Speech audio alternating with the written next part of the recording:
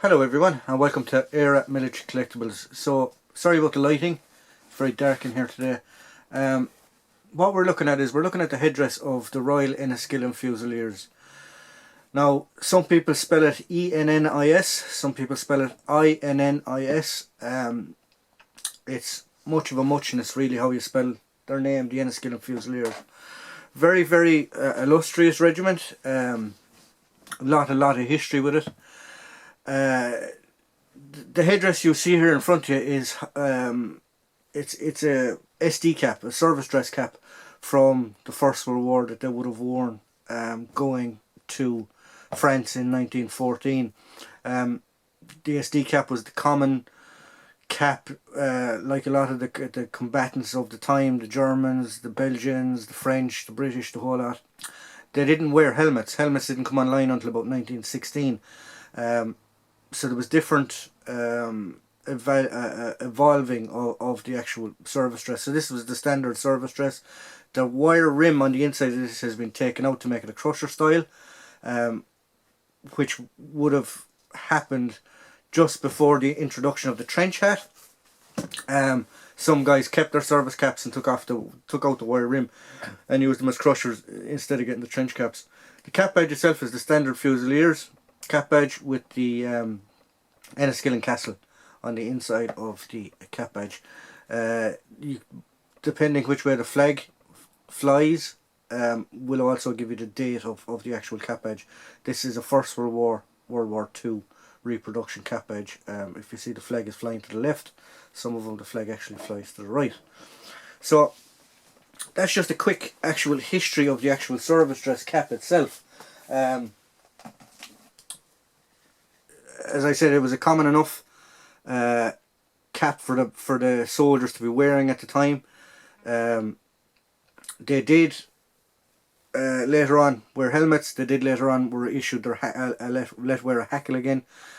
But the regiment itself was formed in 1881 and it went all the way to 1968.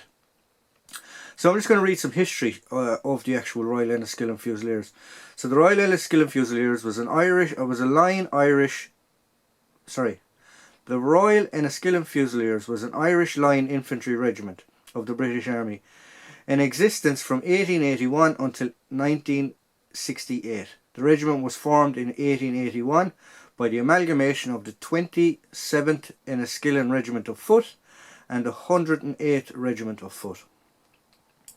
I can go back into previous history of those regiments. Those regiments were involved in Waterloo and stuff like that, but I'm going to move forward up until the outbreak of the First World War. Between 1881 and 1914, as I said, the 27th Inniskilling Regiment of Foot and the 108th Regiment of Foot were redesignated and amalgamated to form the 1st and 2nd Battalions. So the 27th Regiment of Foot became the 1st Battalion and the 108th Regiment of Foot became the 2nd Battalion. Then in 1903 the regiment was allowed to wear its grey hackle again. Mostly bandsmen and pipers and stuff wore the grey hackle, and they also wore the grey hackle on their number 1 Fusiliers. It's not a bearskin. It looks like a bearskin, but it's not actually a bearskin at the time. So in 1903 that's when they were allowed to wear their hackle again, and the hackle is grey for the original regiments. The original Enniskillen Regiment wore a grey uniform rather than the red tunic at the time. Its regimental district was the City of Londonderry / Derry, and its counties or its catchment areas where it recruited from was Donegal, Derry / Londonderry, Tyrone, Fermanagh. And in Ireland its garrison was in Omagh, was where its home station was there, its home garrison battalion was. There was also some local militia battalions that became its reserve battalions that were amalgamated into it. The Fermanagh Light Infantry became the 3rd Battalion, the Londonderry / Derry Light Infantry became the 4th Battalion, the Royal Tyrone Fusiliers became the 5th Battalion, and the Prince of Wales owned Donegal militia became the 5th and 6th Battalions. Um, Strangely, in Ireland, the military was different to in England. So the whole military in Ireland was administrated in its own command, and its headquarters was in the Phoenix Park, or Parkgate at the time, and it's now known as the Phoenix Park, and it came directly under the War Office of London, in London. Under the Childers system, one regular battalion would be on home deployment or home station, and the other battalion, or another battalion, was on overseas duty. So the 1st Battalion from 1881 to 1883 was in Hong Kong. The 2nd Battalion was in England. Then the 1st Battalion from 1883 to 1886 was in Singapore. The 2nd Battalion came back home to Ireland. In 1886 to 1889, the 1st Battalion went to South Africa. The 2nd Battalion went back to England.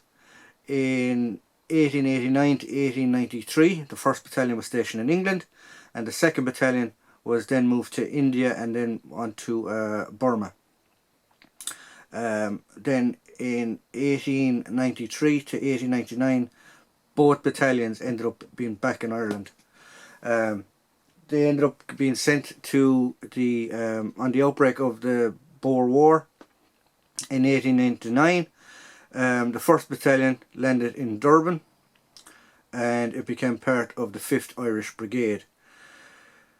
Had lots and lots of campaigns. At that time, it was used in an awful lot of engagements in the Boer War, the Second Boer War, and then in 1900 the 2nd Battalion arrived into South Africa as well. It arrived there from India. So that's what it was doing up until the start of the Second World War. The 1st Battalion again from 1902 to 1907 was situated in Ireland. The 2nd Battalion was situated in Egypt. The 1st Battalion then in 1907 to 1911 was in Crete and in Malta. The 2nd Battalion came back to Ireland. Then in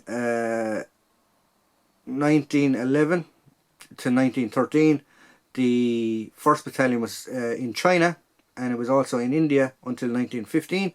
And between 1910 and 1914, the 2nd Battalion was on home station in England. Now, I'm not sure whether England actually classifies as Northern Ireland at the time or Ireland at the time, because we were all still part of the Commonwealth, shall we say, part of the UK. So I'm not sure when I'm looking at the records whether England actually classifies as being in Ireland. In 1908, the volunteers and the militia were reorganised nationally to form what became known as the Territorial Force, and later then the Special Reserve. There were no territorial units in Ireland, and there were 3 militia battalions for each regiment. So that's how, when the TA was formed, they became the Special Reserve rather than territorial. In Ireland anyway, that's what happened to them. So then the First World War broke out. The 1st Battalion, which was a regular battalion, or 1st Regular Army Battalion, which had been serving in India, returned home in January 1915 and was landed in Cape Helles in Gallipoli on the peninsula as part of the 87th Brigade in the 29th Division.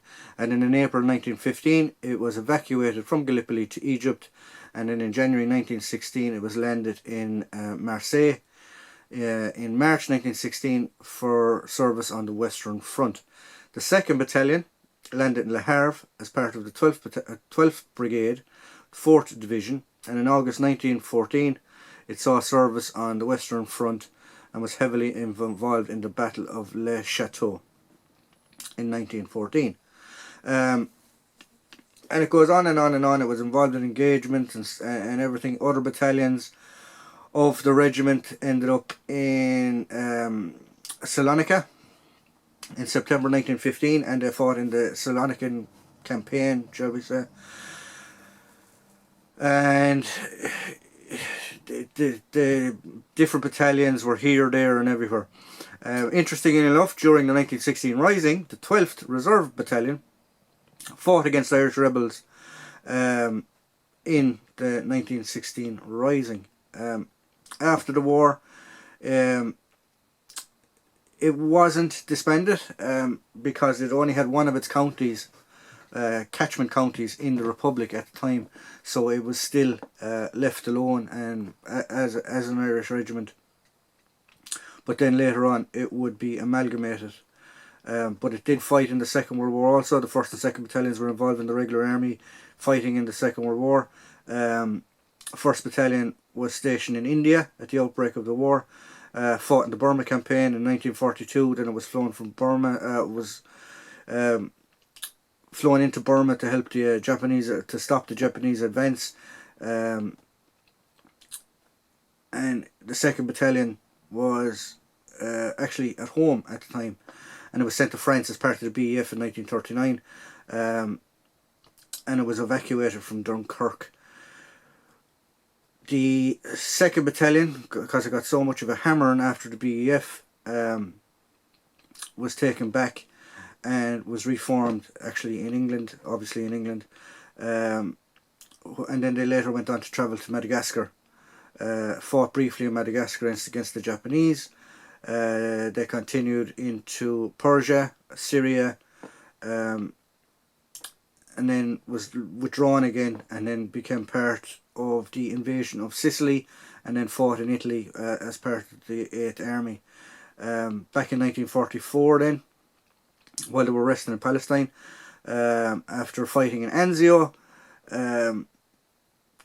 they were involved again in fighting in around what's now Iraq, Afghanistan, places like that. So they had lots and lots and lots of fighting under their skin. Their nickname was actually the Skins. Post-war, the 1st Battalion would return back to Burma. The 2nd Battalion would go on to Malaya. They were involved in the Malayan emergency, stuff like that. They were also involved in the Suez Canal crisis. They were in Kenya for an uprising as well. They literally went everywhere. Then in 1968, as I said, they were amalgamated with the Royal Ulster Rifles and the Royal Irish Fusiliers to form the Royal Irish Rangers. So there you go. Fantastic, fantastic bit of history of this regiment. A bit of a First World War montage to them. I have visited the Regimental Museum, which is still situated in Inniskilling Castle. Fantastic, fantastic museum, if any of you ever get the chance to go and see it. So there you go. I hope you like what we provide here at Air Military Collectibles. Please like, please subscribe, and please tune in for the next video. And as always, if you want to get in contact with the channel, there is an email at the top of the video description, and if you want to help with the channel, there's an Amazon wish list there also. So thank you very much, and I hope to see you again.